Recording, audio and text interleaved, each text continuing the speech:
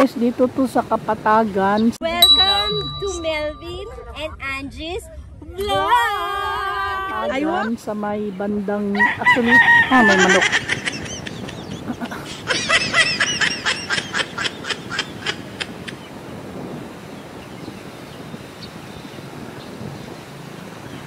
Namays ako dyan kasi wala pa siyang araw na lumabas, pero meron siyang parang gasin, sa gahayag diha oh. Ayan oh. Kita nyo yan guys. Tapos meron siyang mga bahay-bahay doon. Kung pupuntahan mo yan, mostly mga resort siya. Napuntahan na namin yan dyan banda. Marami dyan, paakyat na sa mukha sa manok eh.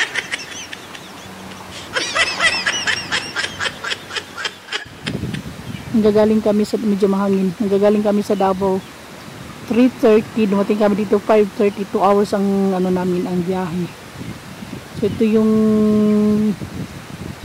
morning, early morning sa Kapatagan sa Makay Manok yun ba? Ano, pagtugnak sigangan nila eh.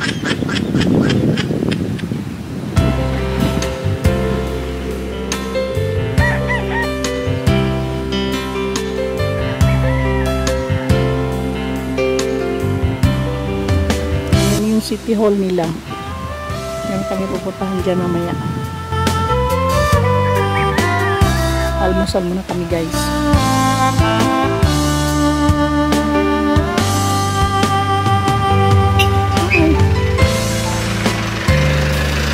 May JNT Express na dumaan. Ayan, dyan kami nanggagaling sa from Davao City. Actually, hindi na Davao, Digos na eh. Kasi ang pinakakanto nito is sa Digos bago aakyat dito sa Kapatagan. Ayan o. Diyan na side. Tapos, dito naman ay papunta na doon. Yung pinakita ko kaninang mga bahay-bahay sa bukid guys. Ito yan, papunta doon. Lusot na papuntang Bansalan. And then, pwede ka na ring dumiretso from Bansalan, labas na naman papuntang Digos and back to Davao City. Parang umikot ka lang. Ayan, may truck. Ay! Padapling di kuya pag maayo ay. Ayan yung City Hall nila.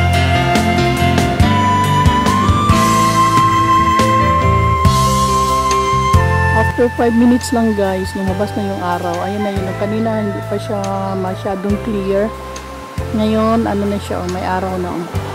Mainit na siya doon. Time check, it's after 1 hour guys. Yung bundok na pinakita ko kanina, ayan may ano na siya. Pagi na siya. Oh, malaki.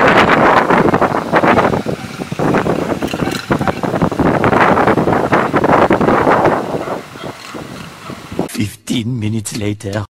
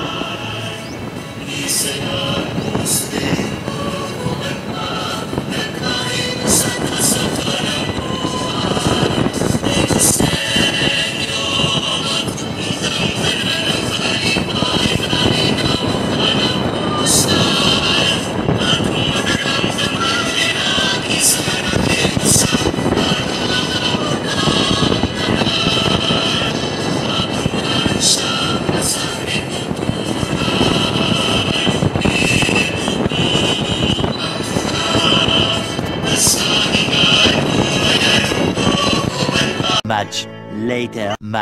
Much later. Ito yung Kapatagan guys sa may City Hall. Ay, City Hall. Ito yung Kapatagan guys sa may barangay hall nila. Ayan o, ang atbang niya is ang bukid na tabunan ng ulap. So, katatapos ng kanilang flag raising. Ayan, narinig mo may nagsasalita sa background ko. Yan ang, hindi ko alam po ang mayor nila or ang barangay captain.